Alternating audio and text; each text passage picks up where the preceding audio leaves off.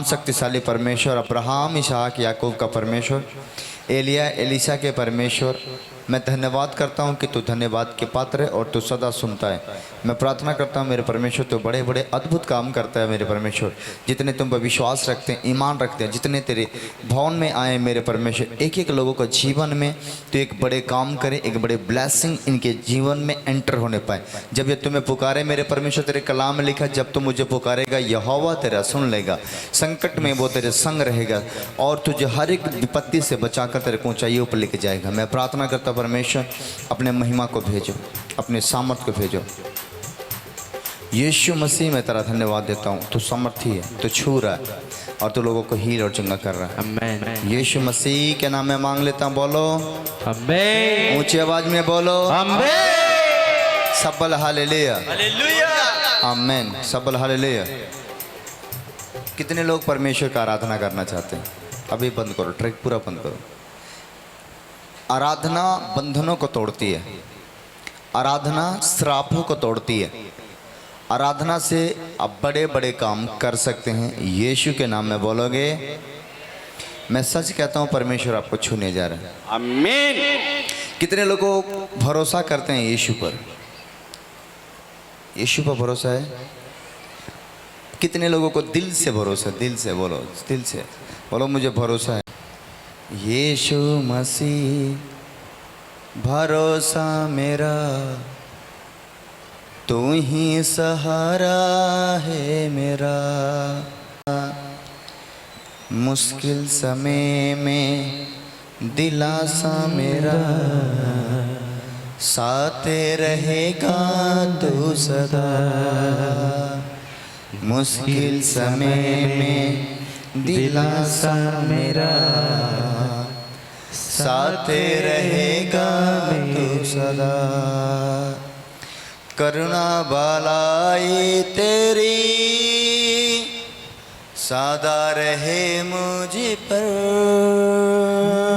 करुणा भलाई तेरी, सब बोले, सब बोले, सदा रहे मुझ पर। तेरे विश्वास योग्यता देखूं मैं ही जीवन भर। रीना, इनका नहीं। परमेश्वर मैं प्रार्थना करता हूँ रीना की बंधन टूट गए। रीना के घर में खुशखबरी आ रहा है। आमीन, आमीन। और एक नया नया काम होने जा रहा है। आमीन। इस साल में तुम बड़े गवाही लेकर आओगे। आमीन। और तेरे मनोकामना पूरी होंगे। आमीन। फिर कहता हूँ पूरी होंगे। आमीन। फिर कहता हूँ पूरी होंगे। एक साथ आए हैं गवाही लेकर के। पापा जी, इनके जीवन में अद्भुत काम हुआ है। इन बहन की गवाही ये है कि इनकी किडनी में 20 mm का पथरी हो गया था। इनके किडनी में 20 mm का पथरी हो गया था। पथरी के बाद ये बहन ऑपरेशन कराई। ऑपरेशन के बाद उसमें घाव बन गया, मवाज बन गया था, पाइप पड़ा था और ठीक नहीं हो रहा था। जब ठीक नहीं हो रहा था तो ये बहन यूट्यूब पे देखी पास्टर राजकुमार मिनिस्ट्री गोबरैया। ऑपरेशन के बाद ये बहन ठीक नहीं हुई। उसके बाद जब ये चर्च के बारे में जानी, पास्टर राजकुमार मिनिस्ट्री गोबरैया, ये बहन यहाँ आई। आने के बाद पापा जी आपसे मिल करके स्पेशल ले हैंड प्रार्थना कराई। आज ये बहन अपनी बीमारी से बिल्कुल तरीके से आजाद हो गई है। हालेलुया। किसको हुआ था? किसको? क्या हुआ था? ऑपरेशन हुआ था। 1 महीना पाइप पड़ा था पेट में। ओकरे बाद फिर 1 महीना के बाद ऑपरेशन हुआ था। मेरा किडनी निकाल गया पापा जी। 1 महीना पाइप पेट में था। ओकरे बाद डॉक्टर जवाब दे दिया। ओकरे बाद ऑपरेशन पर चढ़ा भी देखा कि हम गारंटी नहीं लेंगे। हाँ, ऑपरेशन हम करे तो आपके मरीज हम गारंटी नहीं लेंगे। कैसे ठीक हुए? यहाँ पर आए तो क्या हुआ आपके साथ? ऑपरेशन ठीक ठाक हुआ। यहाँ के बारे में बताओ। जब यहाँ पर आया, बीमार थे तो आए, तो आपके लिए क्या हुआ? एक बीमारी था 1-1.5 साल पहले से। यहाँ पे आए, यहाँ पर आए, साल भर हो गया आने। प्रार्थना हुआ तो क्या हुआ? ठीक हुआ। सारा ग्रुप वाला बहन भाई से कहा माता की प्रार्थना करिए सलेख नाम से, ये ठीक हो जाए, उसके कोई ठिकाना नहीं है।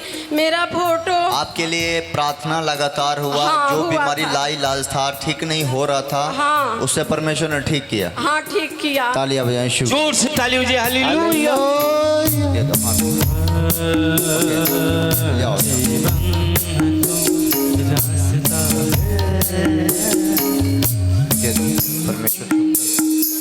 परमेश्वर ने ब्लेस करे, यीशु का नाम। ओके, नेक्स्ट इधर आओ।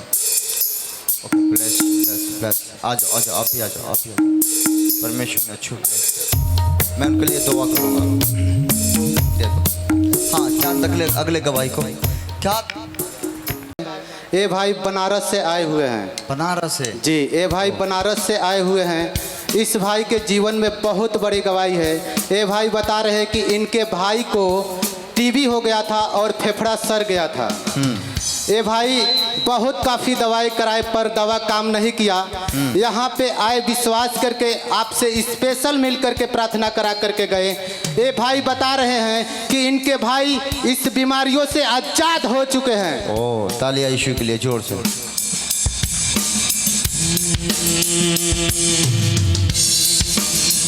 रीता भारती मलाही टोला से, इन बहन की ये गवाही है कि 15 साल से दिनाय हो गया था, ठीक नहीं हो रहा था और शैतानी हरकत थी।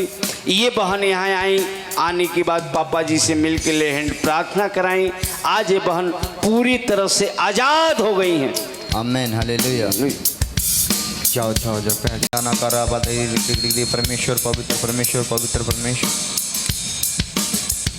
परमेश्वर तो सुनता है, सदा सुनता है। कितने लोग नए विश्वासी हैं जो फर्स्ट टाइम आए हैं? First time. परमेश्वर आपके सारे चिंता लेने जा रहे हैं। माइक लेकर क्या कर रहे हैं? सुखी रहना। कहते हैं जो सुखी रहना चाहता है, अगर आप अपने जीवन में सुख रहना चाहते हैं और अपने जीवन में बड़ा सुख देखना चाहते हैं, तो आपको कुछ काम करना होगा। और जब आप इस काम को करेंगे तो परमेश्वर आपको आशीष देगा। बोलो आमीन। आमीन। कितना सुख रहना चाहते हैं? बोलो फिर से। किसको किसको सुखी रहना है? सुखी रहना है। सब बोला हालेलुया। मेरा टेबल आगे। हालेलुया। परमेश्वर एलिया के परमेश्वर, एलीसा के परमेश्वर, मैं प्रार्थना करता हूँ जितने लोगों ने मेरे पिता अपनी भेंट, दान और दशमांश देने को फैसला कर रहे हैं, इनके जब भेंट आए और जब ये भेंट दें, एक बड़ी गवाही बने यीशु मसीह के नाम में। अभी तक मेरे परमेश्वर इनके बंद पड़े रास्ता है वो खुल जाए, इनके काम बंद पड़ा है वो खुल जाए, और जितने काम में मैं हाथ लगाए सफल हो जाए। प्रभु पिता परमेश्वर, मैं तेरा जय करते हुए प्रार्थना को मांगता हूँ, सुनो और कबूल करें। बोले आमीन। आमीन। सब बोला हालेलुया। हालेलुया। अपने भेंटों को घुमाएं ताकि हम वचन पढ़ सकें। सुखी रहने के कुछ काम हैं, 5 काम करना होगा। अगर आप जिंदगी में सुखी रहना चाहते हैं तो आपको 5 काम करना होगा। यदि आप 5 काम करते हैं तो आप जिंदगी में सुखी रहेंगे। जितने बाइबल पढ़ते हैं वो अपने बाइबल दिखाएं मुझे। जो बाइबल पढ़ते हैं दिखाएं बाइबल। बाइबल वाले लोग मेरे आगे आओ, मेरे सामने आओ। जो बाइबल पढ़ते हैं मेरे सामने और सुने, उस वचन को पढ़ने से और सुनने से 1000 गुना आशीष प्राप्त हो यीशु के नाम में। बोले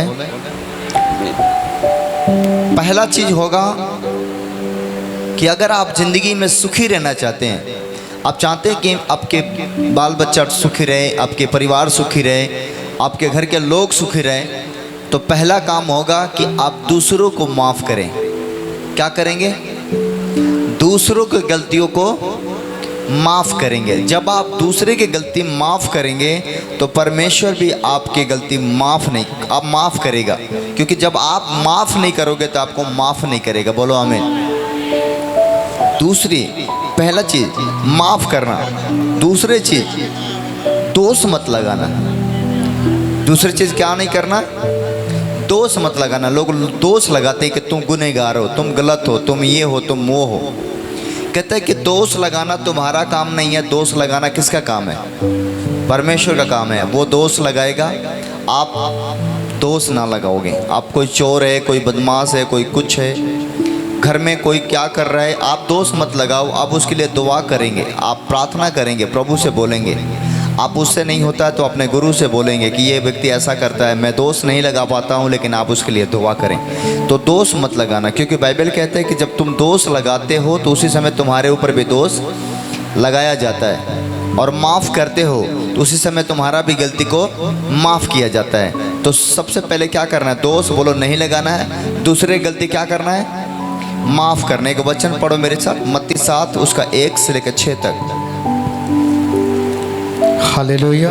हाँ, दोष मत लगाओ दोष मत लगाओ कि तुम पर भी दोष न लगाया जाए, तुम पर भी दोष ना लगाया जाए, क्योंकि जिस प्रकार हाँ। तुम दोष लगाते हो हाँ। उसी प्रकार तुम पर भी दोष लगाया जाएगा। जिस प्रकार तुम दूसरे के ऊपर दोष लगाते हो उसी प्रकार तुम्हारे ऊपर भी दोष लगाया जाएगा। इसलिए तुम किसी व्यक्ति के ऊपर दोष मत लगाओ। तुम मत बोलो ये दोषी है, ये ऐसा है, वो ऐसा है। वो काम परमेश्वर का है, वो परमेश्वर करेगा। बोलो आमीन। आगे पढ़ो।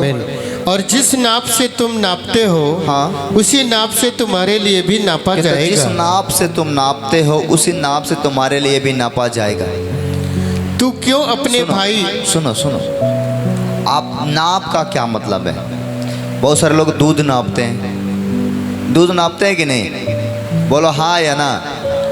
दूध नाप के देते हैं कि नहीं? देखने में एक पौवी होगा, 1 लीटर होगा, हो सकता है कि अंदर से वो कम हो, दूध में मिलावट हो, दूध है उसमें पानी डाला हो। कह रहा जिस नाप से तुम नापोगे, अगर तुम पानी डाल कर नापोगे तुम पानी नाप के तुम्हें भी दिया जाएगा। चावल लोग नाप के देते हैं, 1 में नहीं 1 रजिया, तो कहता है वैसे तुम्हें दिया जाएगा। आमीन। इसलिए जब किसी व्यक्ति को उधार दो तो पूरा दो और पूरा लो। कितने मेरे बात समझ रहे हैं? ये नहीं कि आप पूरा दे नहीं रहे हो और पूरा पैसा ले रहे हो। दूध आधा लीटर दे रहे हो, 1 लीटर का दाम ले रहे हो, तो ये आपको नुकसान करेगा। कहता जैसा तुम दोगे वैसे तुम्हें दिया जाएगा। जिस नाप से तुम नापते हो उसी नाप से परमेश्वर तुम्हारे लिए नापेगा। बोलो आमीन। इसलिए तुम ध्यान देना और कभी ऐसा गलती नहीं करना कि परमेश्वर उसका प्रतिफल तुम्हें दे। और तुम देगा, वो अच्छा करोगे तो भी देगा, बुरा करेगा तो भी देगा। बोलो आमीन। आमीन। इसलिए जिस नाप से तुम नापते हो उसी नाप से तुम्हारे लिए भी नापा जाएगा। हाँ।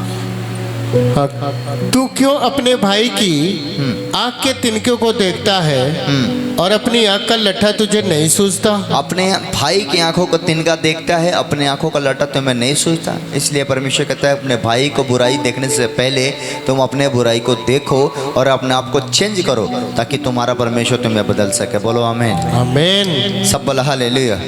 इसलिए पहले जाओ पढ़ो। जब तेरी ही आंख में लट्ठा है हाँ। तो तू अपने भाई से कैसे कह सकता है ला मैं तेरी आंख से तिनका निकाल दूं? हे कपटी, पहले अपनी आंख से लट्ठा निकाल ले, तब तू अपने भाई की आंख का तिनका भली भांति देखकर निकाल सकेगा। आमीन। आप बाइबल पढ़ते हो कि ऐसे लेके बैठे हो? इनको बोल रहा हूँ,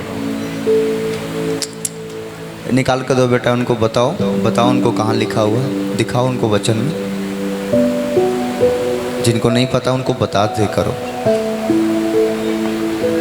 आमीन। सब बोल हालेलुया। हालेलुया। तो पहला काम होगा कि दोष नहीं लगाएंगे, दूसरे की गलती को माफ करेंगे। क्या करेंगे? बोलो दूसरे की गलती को माफ करेंगे और दोष नहीं लगाएंगे। दूसरा चीज आपको ध्यान देना वाला बातें हैं कि अपने गलती की तरफ देखना है। किसकी तरफ देखना है? अपने तरफ। रोज़ देखना है कि हमसे कोई गलती तो नहीं हुआ।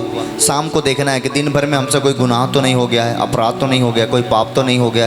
तो सुबह उठो, शाम तक अपने शाम को बिस्तर पे जाओ तो सबसे पहले अपने आप को चेक करो, जांचो कि मेरे से झूठ कहाँ बोला हूँ, कहाँ से मेरे से धोखा हुआ है, कहाँ से छल हुआ है, कहाँ पर क्या हुआ है। अपने आप को जाँचो, रोज़ जाँचना होगा। और शाम को सोने से पहले जाँचो, अगर आपको ऐसा लग रहा है कि मैंने यहाँ पर गलती किया है, यहाँ पर मेरे से गलती हो गया है, या मैंने झूठ बोल दिया है, या मैंने गलत देख लिया है, तो रात को सोने से पहले उसे क्या करना? कैंसिल करना। क्या करना? बोलो कैंसिल करना। अपने गलती को तरफ देखना और उसको कैंसिल करना और सुधार करना। तीसरा काम होगा उपवास करना।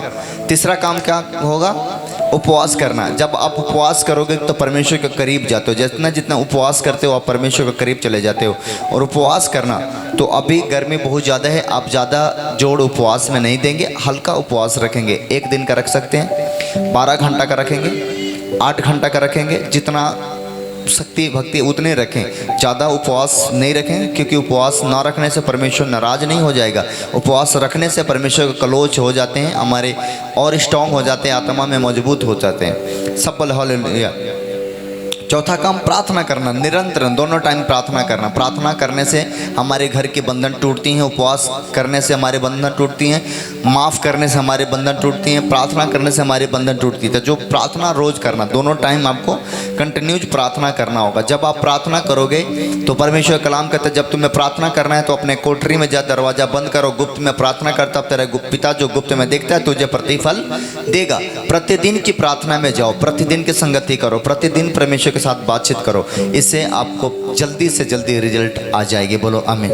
आमीन। चौथा पांचवा काम होगा दान करना। जब आप अपने, बाइबल कहते हैं कि अपने सारे दान और दशमांश मेरे भंडार में ले आओ ताकि मेरे भवन में भोजन वस्तु रहे। सेनाओं का यहोवा यह कहता है, ऐसा करके परखो मैं आकाश के झरोखे खोल कर तुम्हारे ऊपर आशीष का अपरंपार बारिश करता हूँ कि नहीं। तो अपना दान और दशमांश, जब आप परमेश्वर के लिए वफादार होते हैं, ईमानदार होते हैं, परमेश्वर आपके लिए दरवाजा खोलता है। बोलो आमीन। कितने मेरे बात समझ रहे हैं? आपने कमाई का 10वां हिस्सा प्रभु को देना, ये ईमानदारी से, तो आप आशीषित होंगे, क्योंकि बाइबल में लिखा है जो कोई दशमांश देता है उसका भंडार में कभी खाली नहीं रहेगा, उसका भंडार हमेशा भरा रहेगा। बोलो आमीन। तो आप इन चीज़ों को ध्यान रखना। तो पहला बात फिर से सुनेंगे, दूसरे पर दोष नहीं लगाएंगे। बोलो दूसरे पर दोष, और उसको माफ़ करेंगे। बोलो दूसरा वचन, अपने गलती को देखेंगे, अपने गलती को ऊंचे आवाज में बोलो, खाए नहीं तुम लोग, बोलो ऊंचे आवाज में बोलो। दूसरे की गलती को माफ करेंगे, दूसरे गलती को और अपने गलती को तरफ देखेंगे। अपने गलती को तीसरा बोलो उपवास रखेंगे। उपवास रखें। चौथा प्रार्थना निरंतर करेंगे। निरंतर प्रार्थना। पांचवा दान और दशमांश ईमानदारी से आज से देना शुरू करेंगे, और प्रभु कह रहे कि मैं तेरे कामों को बढ़ा दूंगा। बोलो आमीन। और तुम इतना बढ़ोगे, इतना बढ़ोगे, इतना बढ़ोगे, इतना तुम्हारे पास धन होगा, रखने का जगह नहीं होगा। आमीन। Receive in the name of Jesus. खुदा तुम्हें बढ़ाने जा रहे हैं, आमीन। और तुम बहुत बढ़ने जा रहे हो। इस आमीन। साल में परमेश्वर ने मुझे बात किया, बताया कि कलीसिया में जितने लोग वफादारी से आते हैं, वफादारी से अपना दान दशमांश देते हैं, भेंट देते हैं, वो प्रभु उनको 100 गुना आशीष देगा। आमीन। इसलिए परमेश्वर का वचन को सुनना, उसके कलाम को सुन के आगे बढ़ना और परमेश्वर का आशीष को प्राप्त करते रहना। बोलो आमीन। आमीन। अभी मौसम के अनुसार से आपको अपना बहुत ध्यान रखना, बच्चों को ध्यान रखना, छोटे छोटे बच्चों को बहुत ध्यान रखना, उनको पानी समय समय से पिलाना। कई बार बच्चे पानी नहीं मांगते और उनको लगता नहीं कि मुझे प्यास लगा कि नहीं, तो लेकिन माँ बाप का जिम्मेदारी होता है पानी पिलाना। मौसम के अनुसार से आपको देखना होगा। तो बच्चों को ध्यान दो, बच्चों को भी ध्यान रखो, अपना ध्यान रखो। धूप में नहीं निकलना, हमेशा ठंडे जगह रहना। परमेश्वर हमें आशीष देता है, लेकिन कहता है कि अपना ध्यान रखो। परमेश्वर ने कहा क्या तुम नहीं जानते तुम्हारा शरीर परमेश्वर का मंदिर है? हाँ या ना? परमेश्वर ने क्या कहा? क्या तुम नहीं जानते तुम्हारा शरीर परमेश्वर का मंदिर है? तो मंदिर का ख्याल कौन रखेगा? तो आप जब अपना ख्याल रखोगे, धूप से बचोगे, बरसात से बचोगे, बुरे चीज़ों से बचोगे, तब तो मंदिर को बचाओगे। तो अपना ध्यान रखना, पानी पीते रहना। कहीं इस समय धूप में निकलो तो आप इतने पैसा खर्च होता है, 100-150 को छत्ता खरीद लो, छोटा वाला छत्ता ले लो।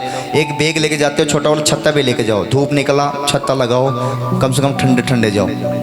ये ख्याल कौन रखेगा?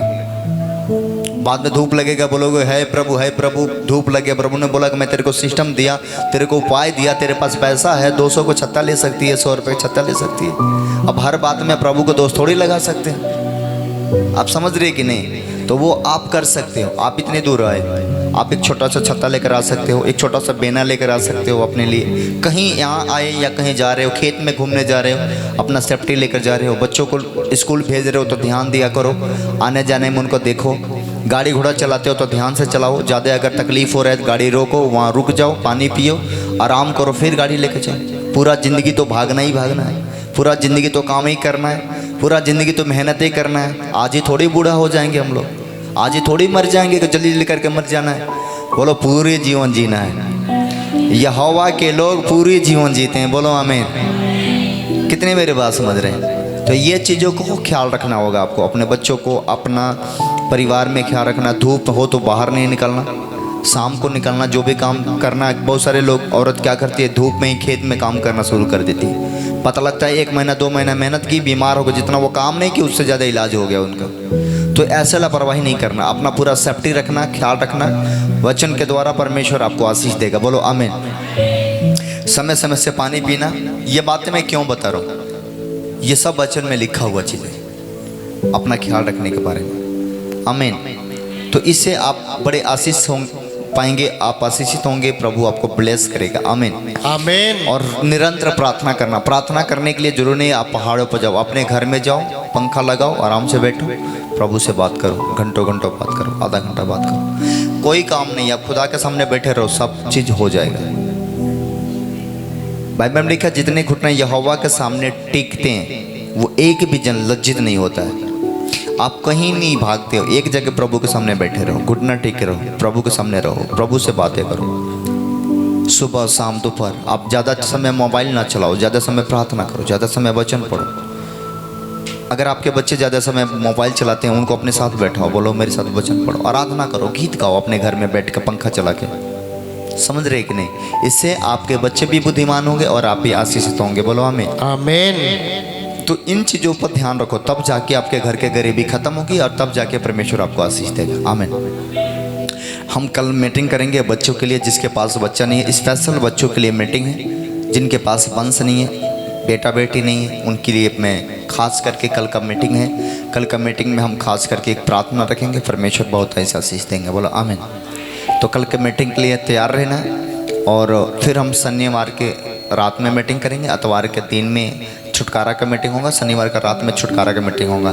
दिन का मीटिंग बहुत छोटा होगा, 12 बजे तक ही। आखिरी में कोशिश करूंगा कि 12 बजे लेके 12:30 बजे तक ही बंद कर दिया जाए, क्योंकि इतने धूप। हाँ हाँ। पास्टर जी, ये बहन पडरौना प्रॉपर से आई हैं पडरौना से जी। हाँ हाँ। इन बहन की ये गवाही है कि 3 बरस से इनका पीरियड 1 महीने में 3 बार आता था और शैतानी हरकत भी था। हाँ हाँ। ये बहन यहाँ आई, आने के बाद पापा जी से मिल करके स्पेशल ले हैंड प्रार्थना कराई।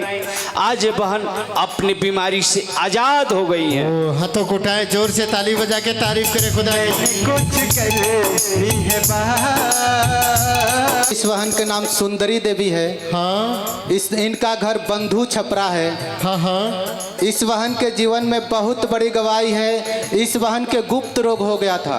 हाँ हाँ। वो गुप्त रोग था। ये बहन बहुत परेशान थी, दवा काम नहीं कर रहा था। यहाँ पे आई, स्पेशल फार्म भरवा करके पापा जी से मिल के प्रार्थना कराई। उस गुप्त रोग से इस समय आजाद हो चुकी है। ओ तारीफ करे, तारीफ। हालेलुया। पास्टर जी, ये बहन कांति देवी तौनहा से। हाँ हाँ। इन बहन की ये गवाही है कि इनके घर में सांप घुस गया था। हाँ हाँ। और वह निकल नहीं रहा था। ये बहन जो पास्टर राजकुमार मिनिस्ट्री का प्रेयर टावर का नंबर है, हाँ हाँ। घर से फोन की प्रेयर टावर के यहाँ से जब प्रार्थना हुआ, प्रार्थना की 1 घंटे के बाद इनके घर से सांप निकल के बाहर चला गया। बाहर चला गया। जोर से ताली बजाए, तारीफ करे परमेश्वर की।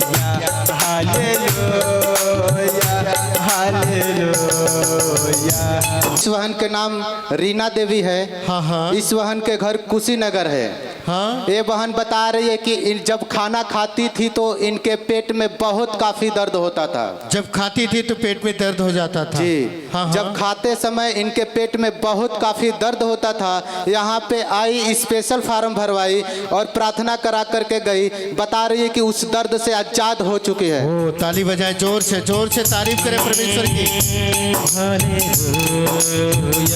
ये सुरेंद्र प्रसाद जी चैन पट्टी से। हाँ हाँ। इनकी ये गवाही है कि इनके बेटे को बाहर में उल्टी हो रहा था और दस्त हो रहा था। हाँ हाँ। वो दवा कराते थे, ठीक नहीं होता था। हाँ हाँ। ये जो है कि वहाँ से प्रेयर टावर के नंबर पे फोन किए, यहाँ से प्रार्थना हुआ। प्रार्थना के बाद इनके लड़के का तबीयत ठीक हो गया है। ओ तारीफ करे, ताली बजा के प्रभु की तारीफ करे। पास्टर जी, इस बहन के नाम गीता देवी है। हाँ, ये बहन झारखंड से आई हुई है। कहाँ से आई है? झारखंड। कितने सुन रहे हैं, झारखंड से आई है गवाही देने के लिए। जी हाँ हाँ, क्या गवाही है? जी, इनके जीवन में बहुत बड़ी गवाही है। ये बहन बता रही है कि 21 साल हो गया था शादी के। हाँ हाँ एक बेटा था, उसके बाद कोई आशीष नहीं मिल रहा था, आशीष रुक गया था। हाँ हाँ। यहाँ पे आई ये बहन, प्रार्थना करा करके गई। इस समय बेटे के साथ ब्लेस हो चुकी है। ओ, जोर से ताली बजा के तारीफ करें खुदा की। और गवाही कितने दिन के बाद लेके आए हैं? 1 साल बाद। हाँ हाँ, कितने दिन पहले आए थे यहाँ पे? 2024 में होली के पहले आए थे। हाँ हाँ पापा जी से प्रार्थना करा के गए, हाँ हाँ। तो उसके बाद बच्चे का आशीष मिला था, लेकिन फिर खराब हो गया। अच्छा। उसके बाद हमने प्रभु पर भरोसा रखा, हाँ हाँ विश्वास रखा कि बच्चा हमको आशीष प्रभु फिर से देंगे। हाँ। तो हमने अभी डॉक्टर से चेक कराए, तो फिर बच्चे का आशीष मिला है। बच्चे का आशीष मिला है। ओ,